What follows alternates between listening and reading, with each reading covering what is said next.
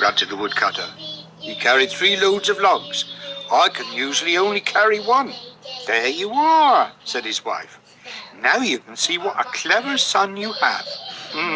Snorted the woodcutter because he was tired from cutting wood. The next day, Tom worked with his father in the wood. The woodcutter chopped up the logs and loaded them into the cart. And Tom whispered to the horse, "Come on." And the horse said, "Very well," and trundled home.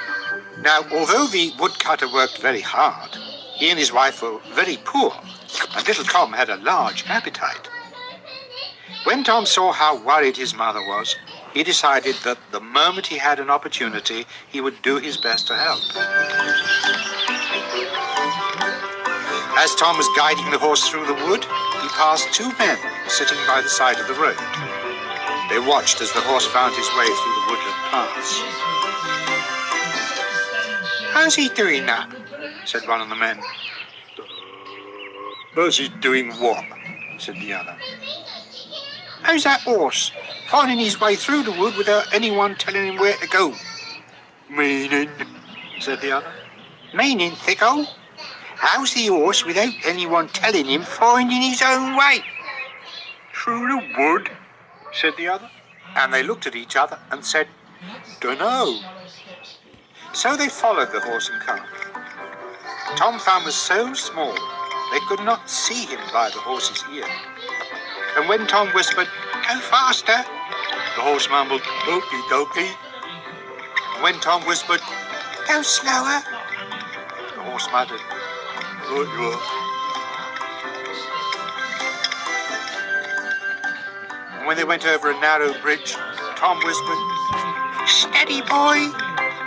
And the horse grunted, "All righty." The 2 men following a short way behind became more and more confused. "What do you reckon?"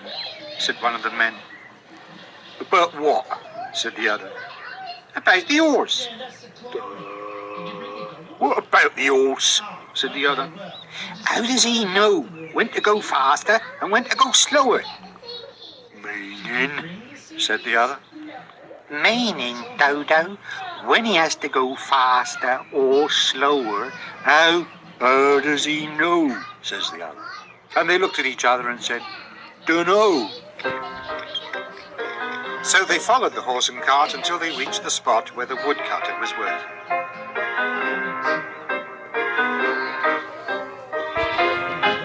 There they hid behind a tree and watched.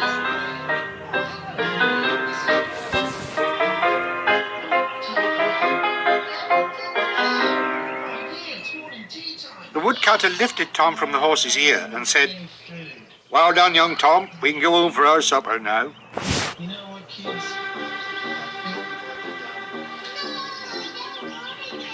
"Did you see that?" whispered one of the men. "See what?" said the other. "There was a little fella sitting in the horse's ear." "There was?"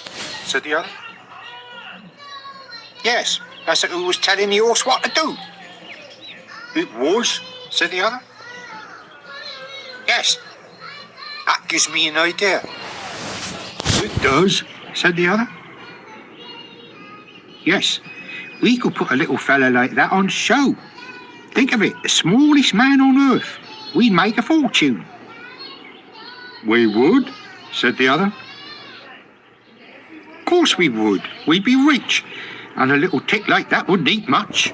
So he wouldn't cost much to keep." "Oh, yeah," said the other.